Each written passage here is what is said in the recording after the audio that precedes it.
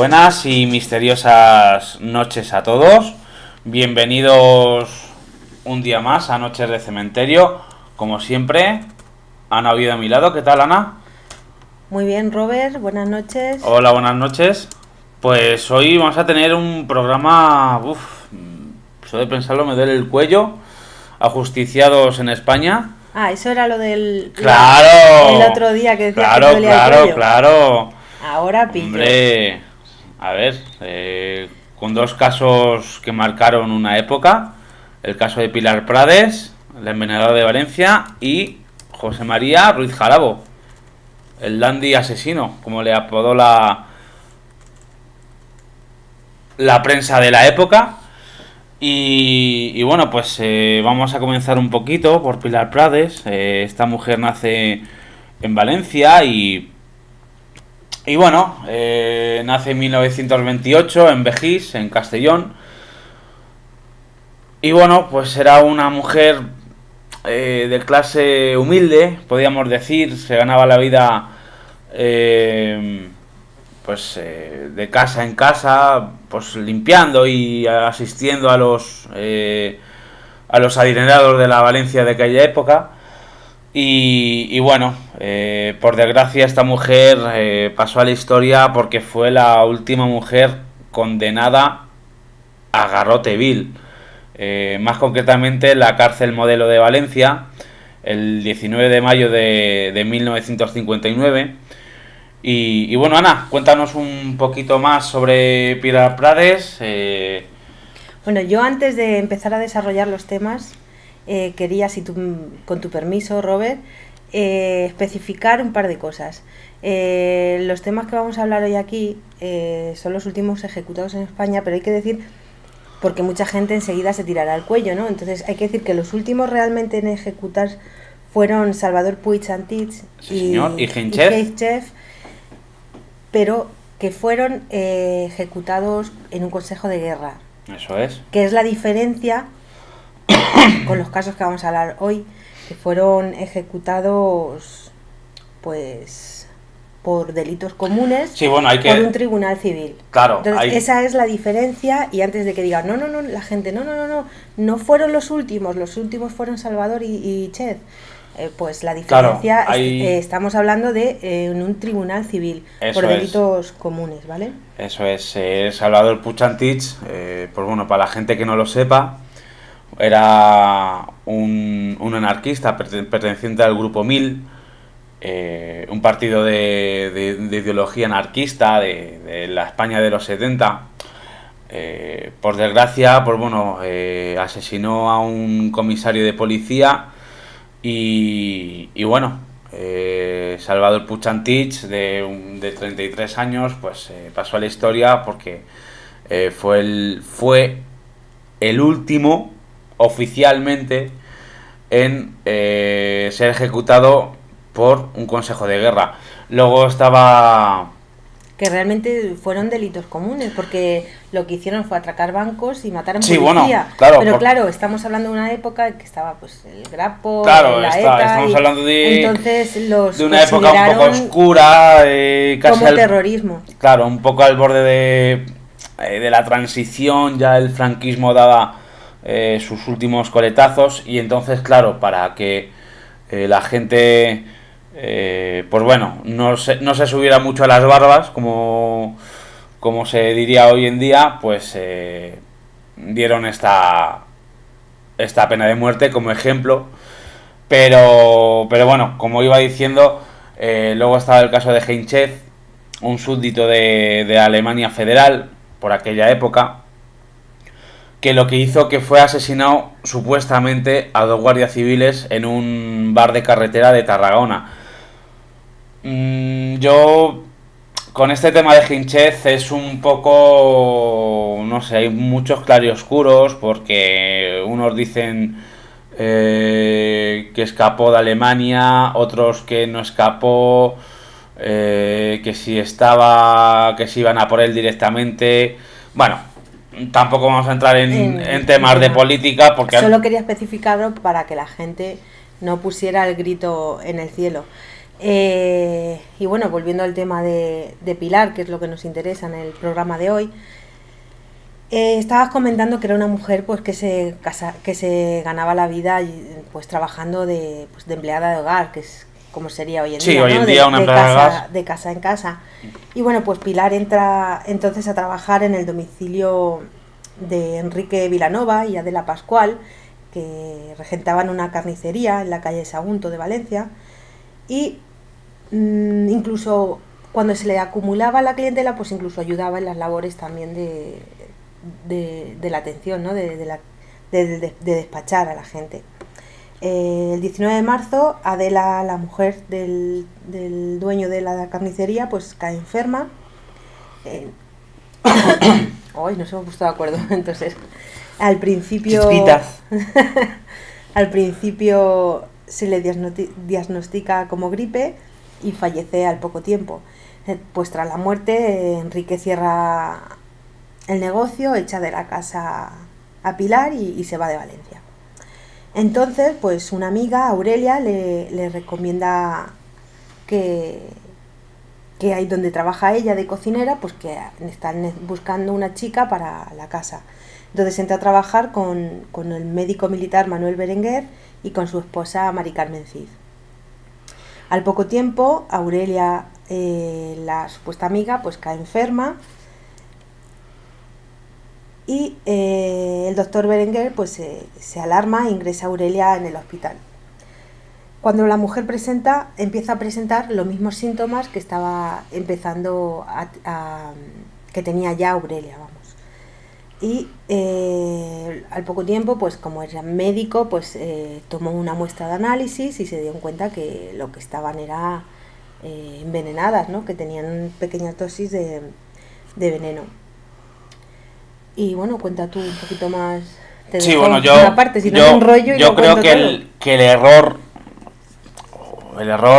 o la suerte que tuvo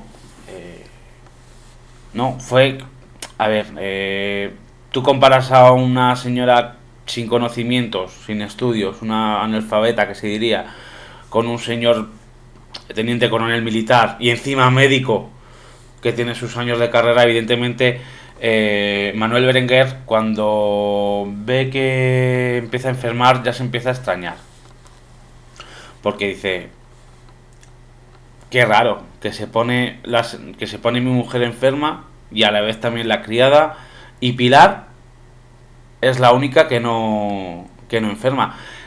Eso yo creo que ya le hace un poco sospechar. Y más que Pilar insistía en que se tomara la medicación, claro, en que se tomara la sopita, en que se tomara...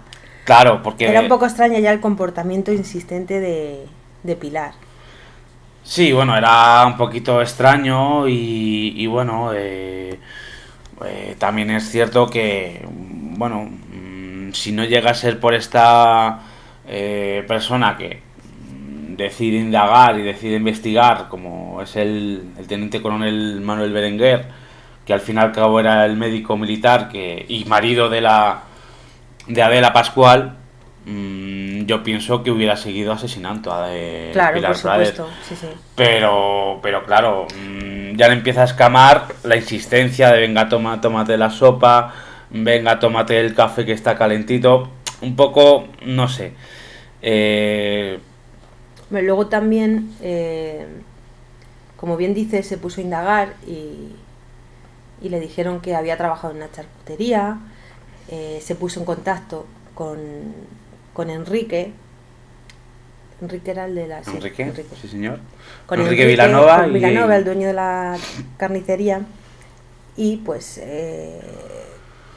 le dijo que su mujer pues había puesto enferma con los mismos síntomas y que había fallecido. Entonces eso ya es lo que pone en alerta al médico, a Berenguer. Hizo examinar la comida que tomaba la mujer y a raíz de ahí fue cuando vieron que estaba envenenándola. Como bien dices, porque topó con esas personas, si no esta señora hubiera seguido... sí, bueno, hubiera seguido matando. Bueno, de hecho, lo que utilizó fue mata hormigas. Mata hormigas. Mata hormigas de la época, que era como polvos de talco, ¿no? Que era como algo así compacto, como polvillos. Y bueno, sí es cierto que después de 36 horas, cuando ya la policía la da caza, la detiene, mejor dicho, y después de 36 horas sin comer ni beber, que la tuvieron, claro que la policía de la época no se andaba con tonterías, pues bueno, de hecho cuando la policía le registra le encuentra un frasco de mata hormigas que tenía como base el arsénico, que claro, eso era mortal de necesidad. Pero fíjate tú, Ana, que yo, cuando hablamos de esta mujer, de Pilar Prades, siempre me viene y me vendrá Terele Pávez a la cabeza. Sí, es que lo bordó, hizo un O papel... sea, me estoy acordando ahora mismo de la huella del crimen cuando está ya en la cárcel de Valencia, ya a punto de ser ejecutada por el verdugo, diciendo que no había sido ella, que era totalmente inocente. Es que me está viniendo la imagen de esas dos funcionarias, de esta Terele Pávez en el medio y diciendo que no, es que incluso se pone la carne de gallina porque... Hay gente que dice, hablando del verdugo, que, bueno, el verdugo fue López Sierra. Antonio López Sierra, eso es, que dicen que era su primo. Dicen que era pariente, pero... Era un primo lejano. Un primo, pero creo que eso es un error, que se ha ido pues pasando de fuente en fuente, pero creo, si mis fuentes no se equivocan, que simplemente se negó a ejecutarla como mujer, ¿no? Ante los llantos de Pilar, pero no era familia. Lo que sí, hay un caso, que es el caso de Bernardo Sánchez Bazcuñana, que también era un verdugo, que en su primera ejecución le tocó a una prima de su mujer, pero que no se negó tampoco, lo tuvo que hacer. No, claro, a ver, eso es tu trabajo y tienes que hacerlo. Pero que hay un error, porque todo el mundo se cree que es en el caso de Pilar Prades y no, fue en el primer caso de Bernardo Sánchez Bazcuñana. Pues como íbamos diciendo, el verdugo para la ejecución de Pilar Prades fue Antonio López Sierra y bueno, como bien ha dicho Ana, pues se negó a hacerlo ya que se trataba de una mujer. De hecho el verdugo hubo que llevarle a rastras y medio borracho porque yo creo que era típico de los verdugos, ir un poco... Sí, a ver, yo también... calentito, porque si no... Claro, no también es un poco normal, o razonable, mejor dicho, porque, a ver, esa labor tan desagradable, ¿verdad? Como es quitar la vida a alguien y que estés consciente, no dudo mucho que lo pudieran hacer sin tomar unas copitas de... Sí, pero de más. Que tampoco les obligaba a nadie, ¿no? Excepto el que tú ya hayas aceptado ese puesto de trabajo, nadie te elegía a dedo como verdugo. Sí, bueno, antiguamente, claro, el verdugo era como un trabajo más. A ver, me refiero que era un trabajo, pues claro, ya hay que echar bemoles a la cosa para tener ese trabajo, pero bueno, en fin, las circunstancias de la época pues hacía que muchas veces se cogieran trabajos pues un poco extraños, diríamos.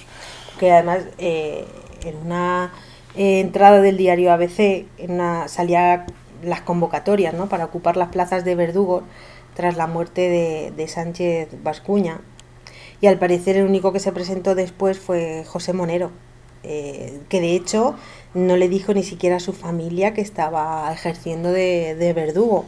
O sea, era un simple representante de libros y que compaginaba su trabajo habitual con el, con el de verdugo, y estuvo activo desde, pues desde 1972.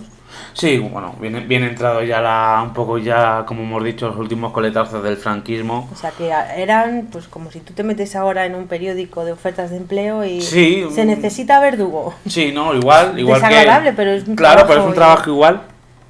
Y de hecho, pues bueno, referente a la serie de La huella del crimen, hay que decir que el hermano, José Prádez, el hermano de Pilar Prádez, demandó a Televisión Española por injurias y calumnias, ¿vale?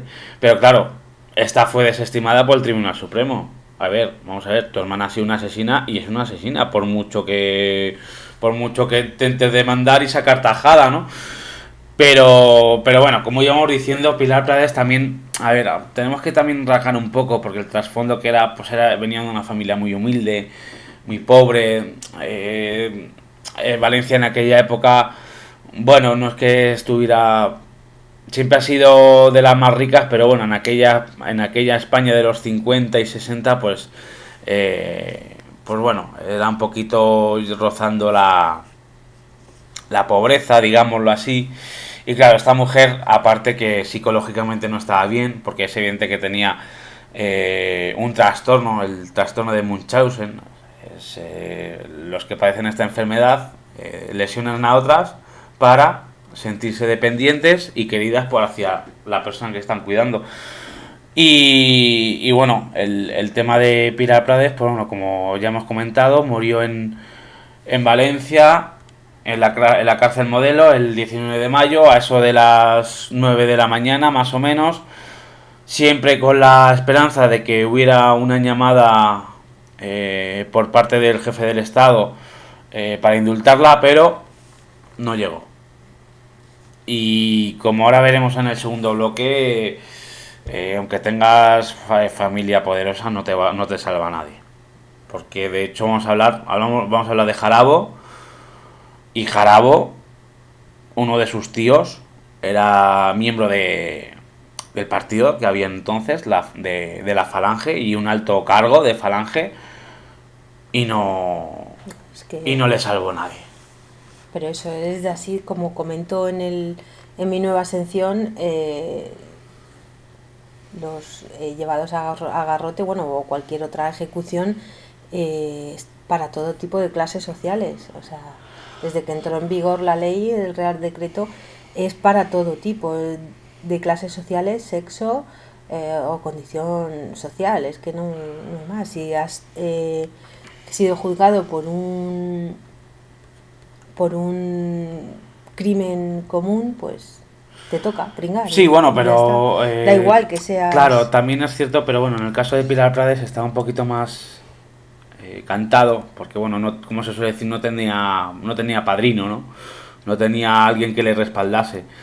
En el caso de Pilar Prades, pues bueno, era de familia humilde, era de...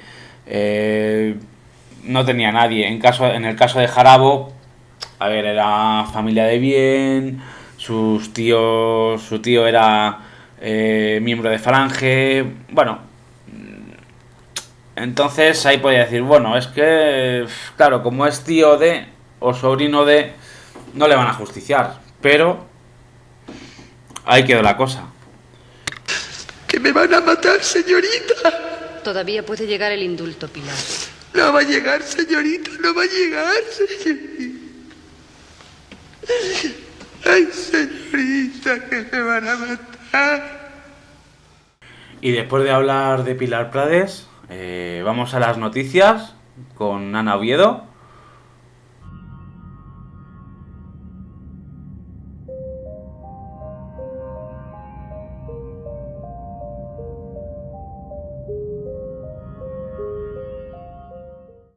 OVNI persigue un avión cerca de una base de la Fuerza Aérea de Estados Unidos.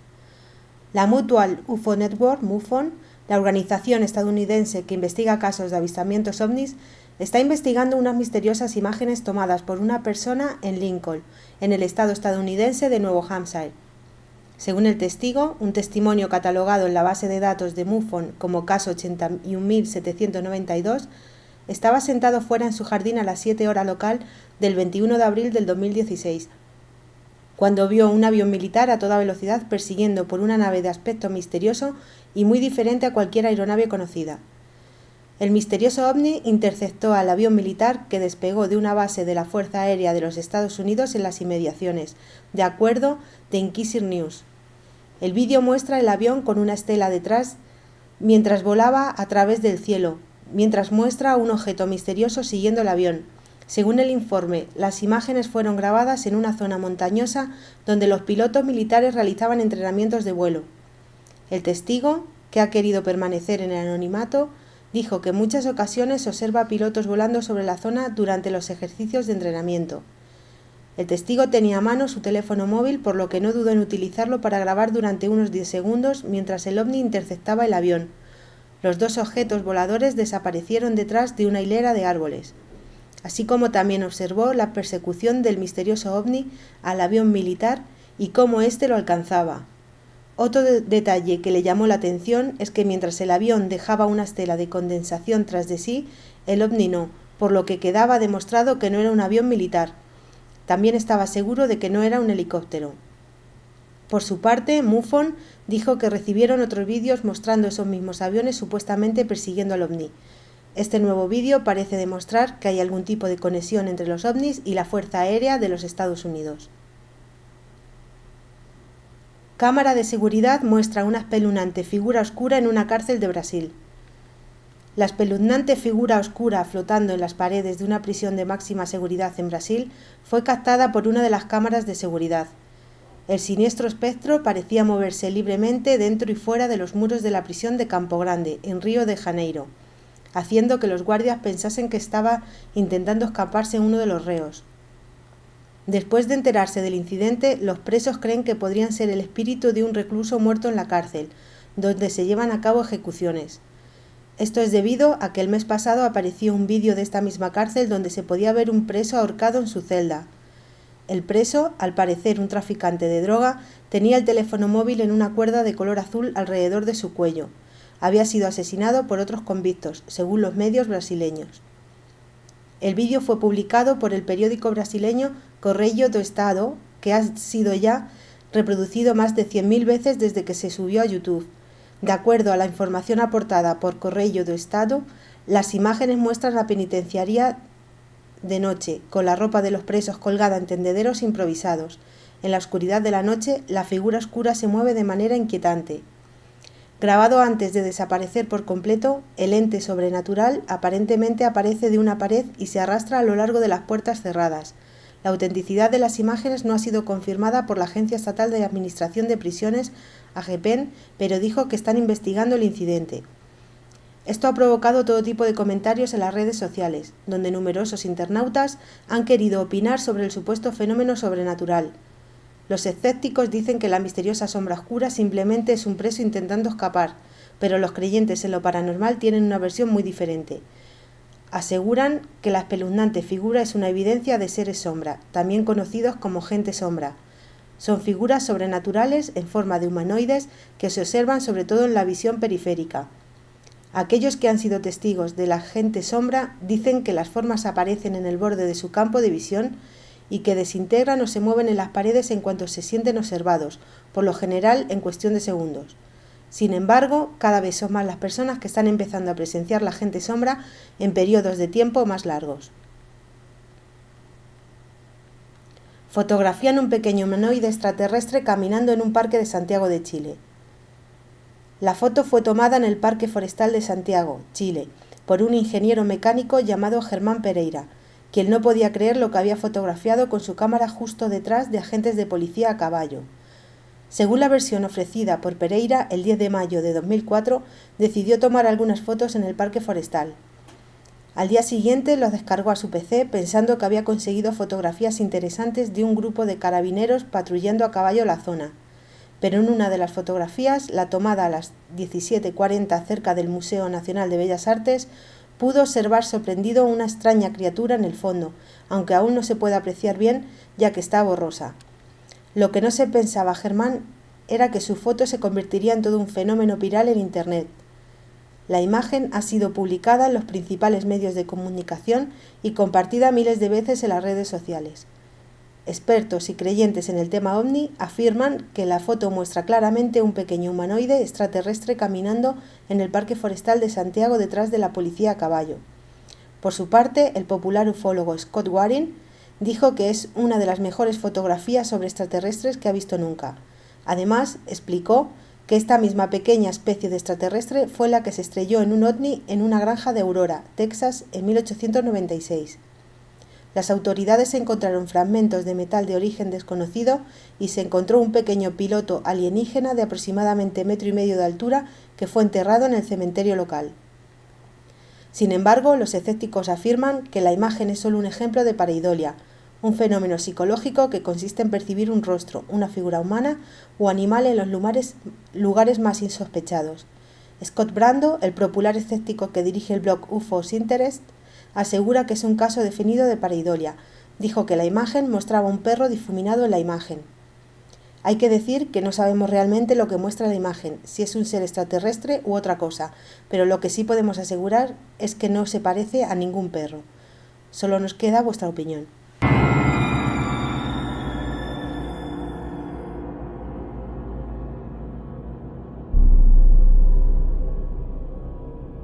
Pablo de la Cruz Jarabo Pérez Morris. Edad 35 años. Natural de Madrid. Nacionalidad española. 21 Madrid. Sábado 19 de julio de 1958. España se recupera de la resaca de patria producido por la coincidencia de los actos de conmemoración del glorioso alzamiento nacional y la fiesta de exaltación del trabajo. Las calles están vacías. El calor es asfixiante y un joven bien plantado e impecablemente vestido aprovecha la tranquilidad de la mañana para hojear el ABC en una cafetería de Madrid. Las páginas de deportes hablan de un Bamontes que acaba de ganar el premio de la montaña en el Tour de Francia. Y como no, estamos hablando de José María Manuel Pablo de la Cruz Jarabo Pérez Morris, más conocido como Jarabo. Y bueno, fue muy conocido en la época de los 50 y 60 porque asesinó a 2 hombres y a 2 mujeres. Una de ellas, Paulina, la criada, estaba embarazada y bueno, dicen o comentan las malas lenguas que su primera experiencia con la muerte la tuvo cuando con tan solo 14 años aproximadamente se encuentra en el hotel que tiene la familia en Arturo Soria, en la céntrica calle de Madrid, la cabeza de un soldado republicano puesta en una de las picas de la valla. Pero bueno, yo también pienso que, y esto es una opinión mía, que es también debido al padre, porque bueno, el padre era bastante violento con la madre. De hecho, bueno, el padre propina varias palizas a la madre. José María Jarabo Guinea, que era el padre, duerme con un revólver debajo de la almohada.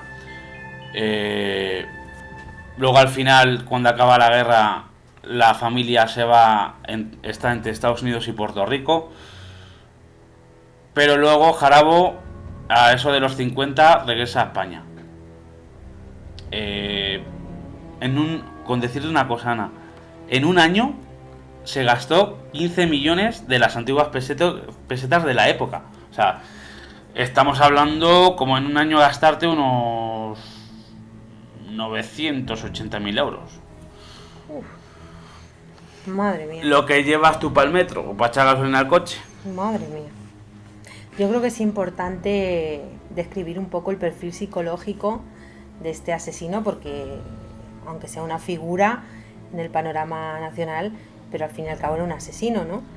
Y hay que decir que, pues, que era un tipo viril, era fuerte, contundente, dicen que tenía un cuello como un toro, ¿no? Sí, bueno, de hecho, perdona por cortarte, Ana, pero de hecho era cinturón negro de judo.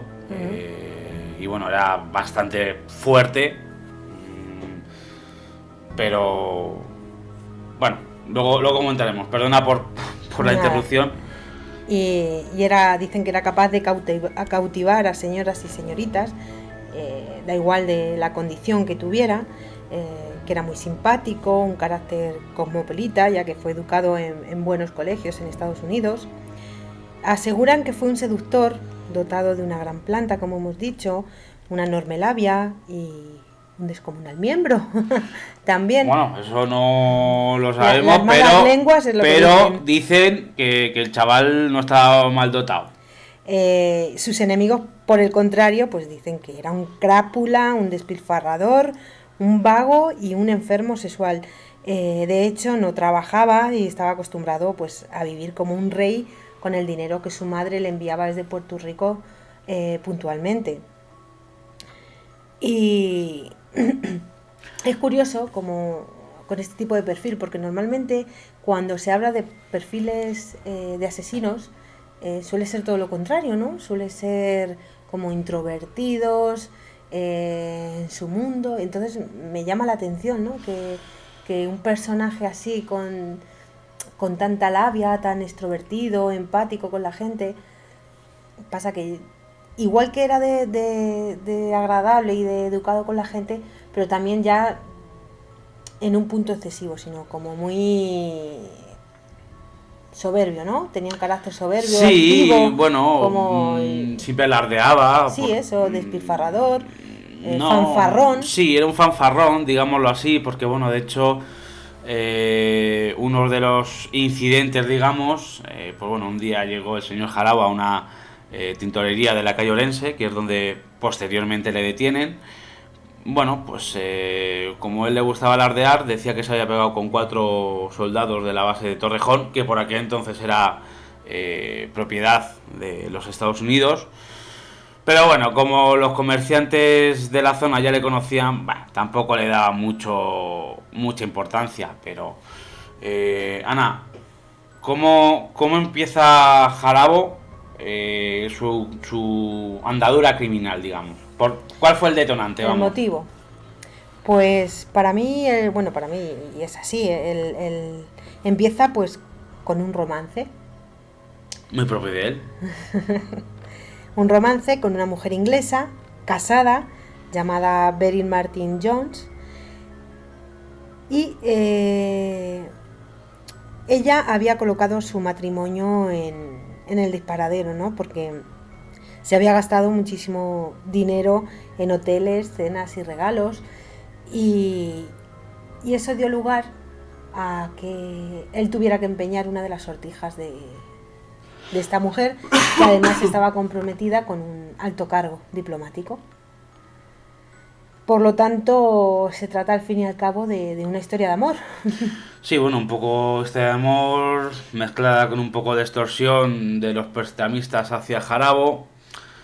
Bueno, mala combinación, yo no voy a ser quien defienda a un asesino, pero a ver, yo... Por supuesto que no, si a lo que nos referimos es que todo empezó por ese motivo, ¿no? Porque claro, necesitaba dinero, empeñar la joya, él lo llevó a unos prestamistas, una casa de empeño llamada Husfer, situada en aquel entonces en la calle Saiz de Baranda, que era propiedad de Emilio Fernández y de Félix López. Y el problema fue cuando estos señores pues empezaron a extorsionar a Jarabo porque como ¿cómo se dice? Sí, bueno, que le como pedía, aval, que no claro, como aval le pedía le dejó una carta. Eso es, que firmada de puño y letra de Beryl. Que no me salía la palabra. Y entonces el problema fue ahí, cuando estos señores le pedían cada vez pues más dinero, ¿no? Me tienes que dar 6.000 pesetas para devolverte la misiva, ahora me tienes que dar otro tanto. Entonces pues Jarabo se hartó porque le urgía y sucedió lo que... Sí, bueno, sucedió lo que tenía que suceder y no hay más. Porque pasado las 9 de la noche, Jarabo se dirige a la tienda. eh, no pudo asistir. Bueno, y bueno, pues como no pudo asistir a esa cita en la tienda, pues sin corto ni perezoso se va al domicilio de Emilio Fernández, que estaba en en un Lope de Rueda 57.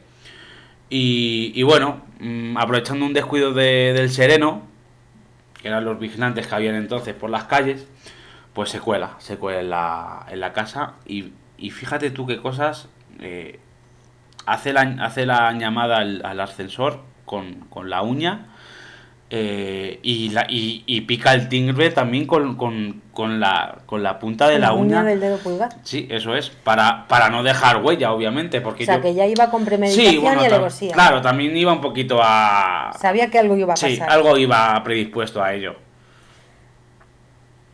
Y bueno, pues cuando llama el timbre, sale la criada, Paulina, abre la puerta y le dice que, que es amigo del dueño de la casa. En el primer descuido, pues la agarra del cuello, la golpea con una plancha que encuentra en una mesa cercana, forcejean los dos, Jarabo agarra un cuchillo que había en la cocina y de un golpe certero, pues en el pecho le parte en dos el corazón. La sangre, pues imaginaros, ¿no? Irrumpe bueno, como has dicho, iba a decir por primera vez en su vida, ¿no? Porque ya nos has comentado que él vio en la pica clavada a la cabeza, entonces para esto, para él fue Normal. normal, sí, no le impresionó suficiente. Arrastró el cuerpo de Paulina hasta una habitación junto a la cocina y se puso tan campante a esperar a Emilio allí sentado en el sofá. Después de unos minutos, cuando el dueño de la casa abre la puerta y llama pues a la criada de una voz, ¿no? Nadie le contesta y se dirige hacia el cuarto de baño. Pasa por delante de donde estaba Jarabo escondido y salta sobre la espalda. Le inmoviliza, le sujeta por la chaqueta y le pone el cañón de la pistola en la nuca. Emilio no da tiempo a saber ni siquiera quién le está apuntando y de un golpe certero pues le dispara y cae el cuerpo al suelo, pues quedando tendido en la bañera y en el bidé. Pero ahí no queda la cosa. No, ahí no queda la cosa. También es cierto que, bueno, a través de haciéndose pasar por un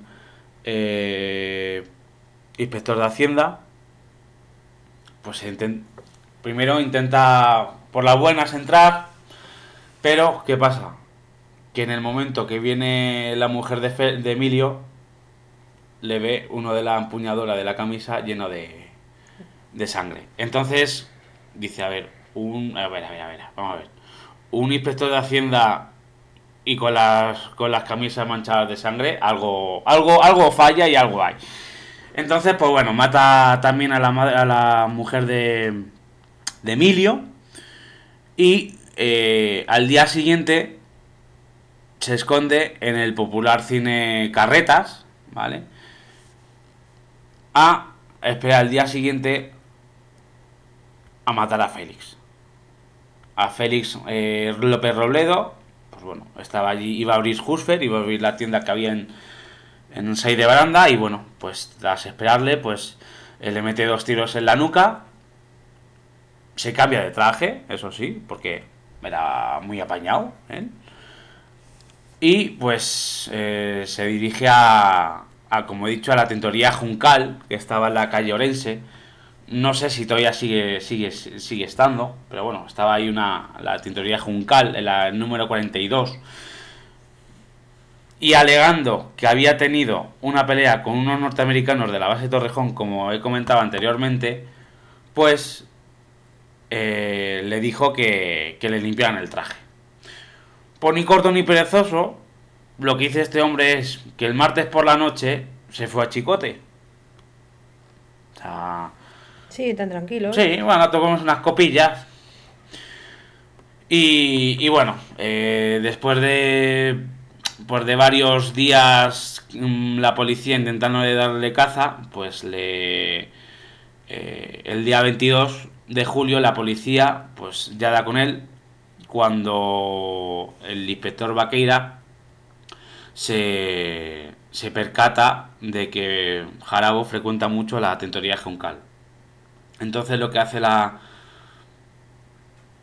policía es rastrear todas las tintorerías que hay en un radio de X manzanas hasta que la atrapan. Y bueno, el día 4 de julio del 59, después de un juicio multitudinario, porque iba gente súper conocida de la época, como por ejemplo la cantante Sara Montiel, ¿vale? Porque de hecho, una cosa que no hemos dicho, pues bueno, este hombre tenía una facilidad de hacerse pasar por otras personas. ¿Cómo conocía a los famosos? Pues se hacía pasar por doctor, el doctor Balmaseda, ¿vale? O por policía.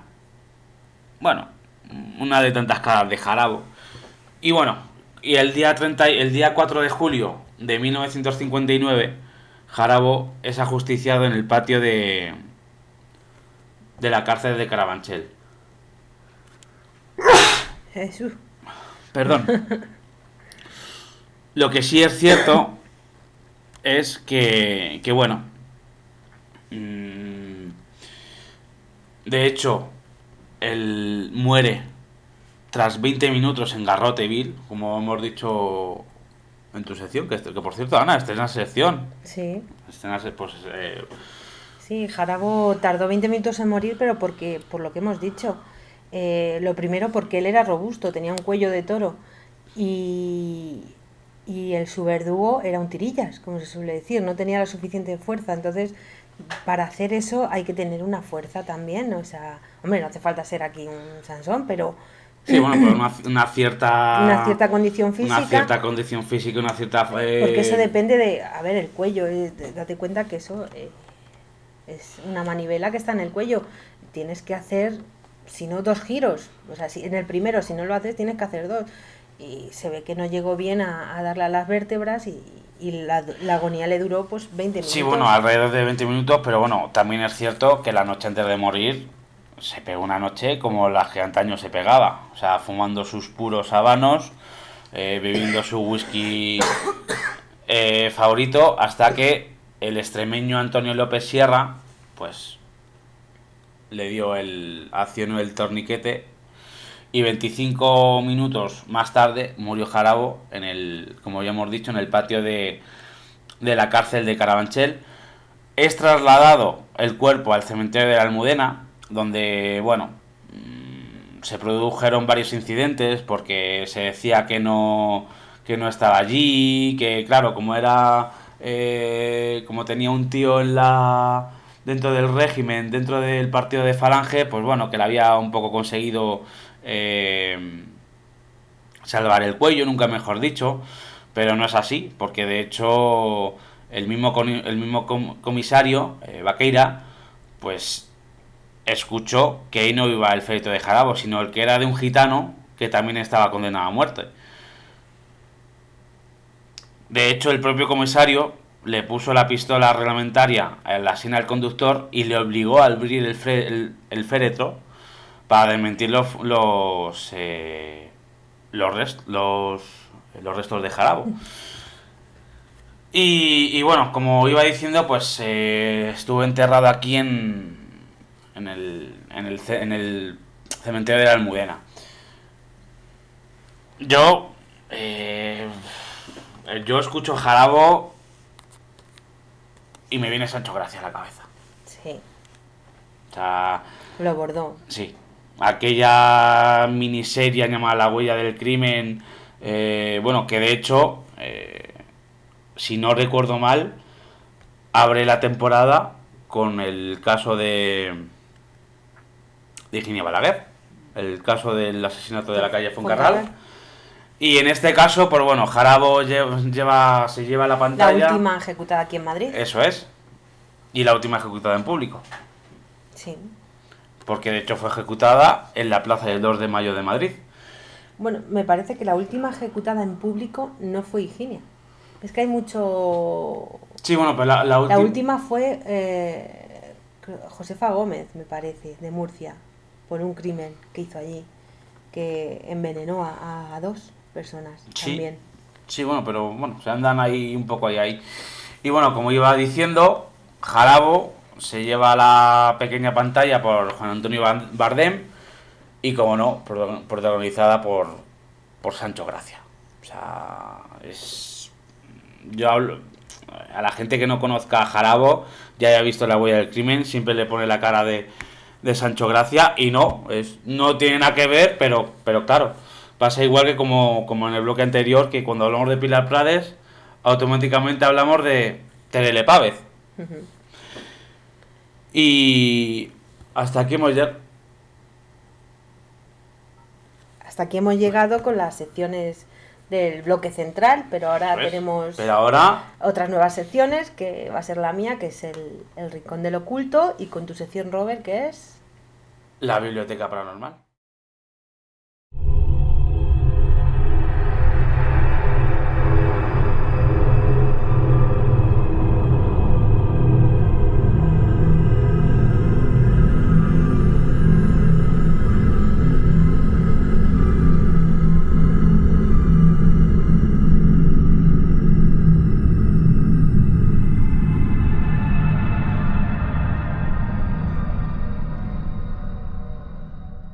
Esta nueva sección, llamada El Rincón del Oculto, voy a tratar temas relacionados con las curiosidades, los mitos y las leyendas de lo misterioso y lo paranormal.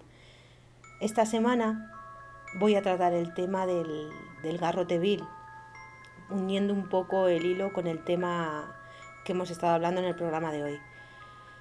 El garrote, como ocurre con la navaja, es algo íntimamente relacionado con España. A pesar de ser un método de ejecución bastante antiguo, nuestra tierra fue la única que adoptó de forma oficial este sistema hasta la abolición de la pena de muerte en 1978. En el Código de Justicia Militar estuvo vigente hasta 1996, pero en esos casos ya se aplicaba el fusilamiento. El término garrote proviene del francés garrot, una de cuyas acepciones es torniquete, que es precisamente el método de estrangulamiento llevado a cabo para acabar con la vida del reo. Pero dicho torniquete no solo era usado antaño para finiquitar delincuentes, sino como método de tortura aplicado a brazos y piernas, o sea, un torniquete aplicado con una cuerda que obviamente debía ser bastante doloroso porque los verdugos apretaban hasta clavar la soga en la carne.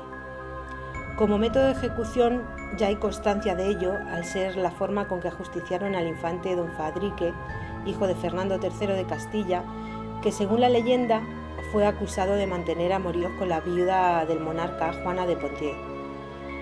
Tratándose de su madrastra, que era solo 3 años mayor que él, se consideró además de incestuoso una traición hacia su padre, por lo que fue estrangulado mediante garrote, o sea, un torniquete de cuerda en el cuello. En realidad, Alfonso X se quitó de encima a su hermano por otras razones más injundiosas, pero bueno, en todo caso, la cuestión es que esto muestra que ya desde tiempos tan remotos se usaba por ser, entre otras cosas, un método un poco ingruento. Estas ejecuciones se convertían en un espectáculo público bochornoso e indigno, con la plebe aullando completamente histérica y el reo orinándose encima. Por eso, con la llegada del siglo XIX, se implantó la idea de que la pena de muerte no era en sí misma una tortura, sino un medio para llevar a cabo una condena que no debía ser ni denigrante ni cruenta, pero sin perder su efecto disuasorio entre la población. O sea, debía ser ostensible pero sencilla, grave y pronta, y de un efecto infalible. Curiosamente, el primer intento de implantar el garrote vino de manos de un extranjero. Fue por parte de José Bonaparte, que en 1809 dictó un real decreto mediante el cual se instauraba este método para todo reo de muerte, sin distinción de clases sociales, sexo o delito cometido, aboliendo la horca e igualando de esa forma el sistema de ejecución para todo el mundo por igual. Hasta ese momento, los de condición noble eran, como ya hemos dicho, ejecutados mediante garrote y conducidos al cadalso en mula con guadralpa, y se disponía una cubierta para el asiento. Los plebeyos, sin embargo, eran ahorcados y llevados en burro. El tipo de garrote implantado fue conocido como garrote catalán, que se trataba de un collarín metálico con su correspondiente manivela, pero de la que emerge una uña o puya que al apretarla contra la nuca, el reo pues buscaba rápido descabellamiento de él mismo. Se consideraba que bastaban apenas 8 segundos para finiquitar al condenado. La Constitución de 1812 también acogió este sistema como el único para llevar a cabo las condenas a muerte, pero cuando el francés puso tierra de por medio y Fernando VII se pasó dicha Constitución por el forro directamente, pues las cosas volvieron a ser como antes, garrote para hidalgos y horca para la plebe. Pero finalmente, tras consultar en el Consejo de Castilla el 24 de abril de 1832, el monarca dictó un decreto mediante el cual se volvía a implantar el garrote.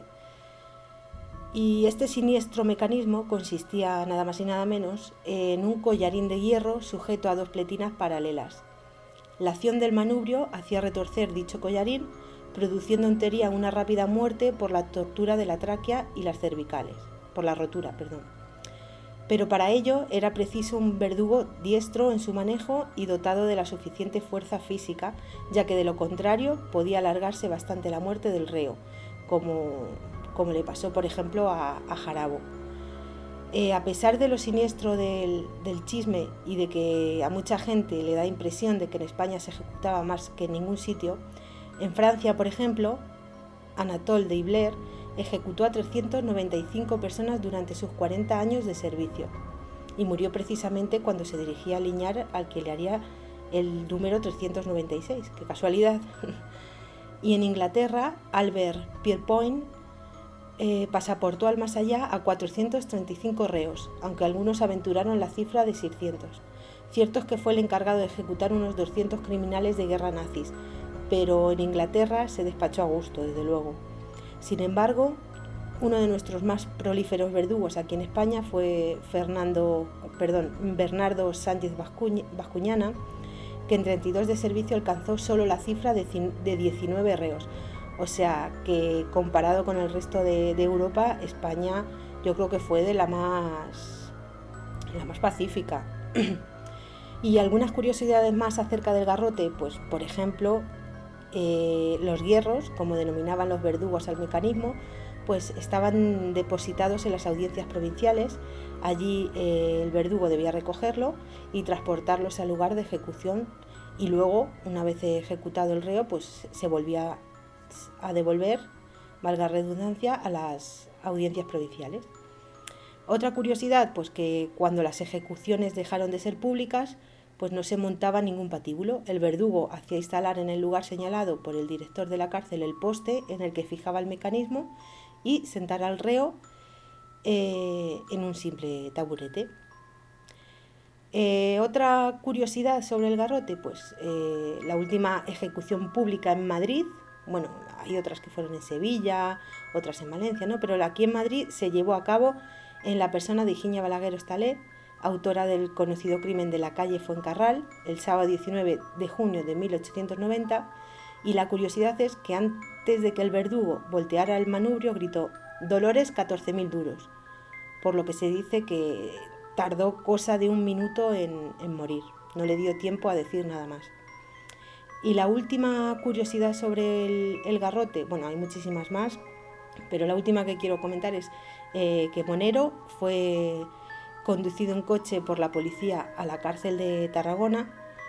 Previamente había retirado de la audiencia de Sevilla 2 garrotes para la ejecución, uno de ellos como reserva, y al volver de la misma hizo entrega de los mecanismos al conserje de la audiencia, José Morillo, el cual vio espantado como uno de ellos aún iba lleno de sangre. Los depositó en un sótano de la audiencia donde, al parecer, dicen que aún siguen todavía esos mecanismos y por lo tanto José Monero fue el último verdugo activo en España. Pues espero que en esta nueva sección os hayáis enterado de algunas curiosidades que no sabíais, y a partir de ahora pues aquí estaremos contando cosas ocultas sobre misterios, leyendas y mitos.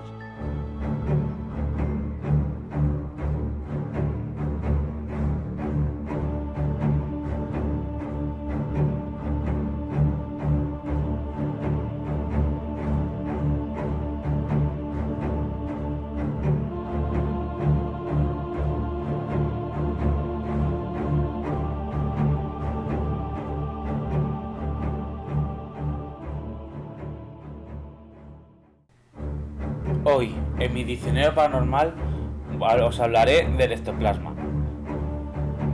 El ectoplasma es una materia viva en que se halla de la presente de un cuerpo físico de cualquier ser vivo y es capaz de asumir estados líquidos o sólidos y sus propiedades, de la cual no existe ninguna evidencia. La denominación ectoplasma fue creada por Charles Richter. Es generalmente descrita por los médiums físicos.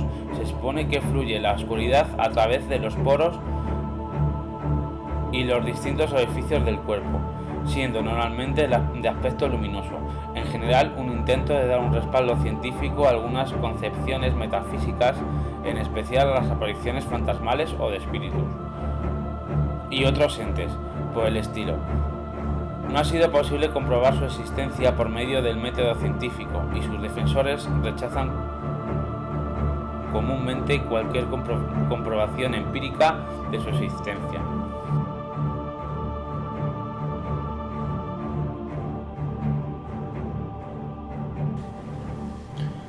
Pues yo primero pedí disculpas, pues hemos tenido un jaleo de nombres para secciones que no os podéis ni imaginar. La sección se va a llamar Mi Diccionario Paranormal y bueno, pues hablaremos pues de terminología, de investigación de campo, de utensilios que podemos llevar a una investigación y hemos acabado ya, Ana. ¿O seguimos hablando más de Jarabón? No vamos a cansar a la gente tampoco.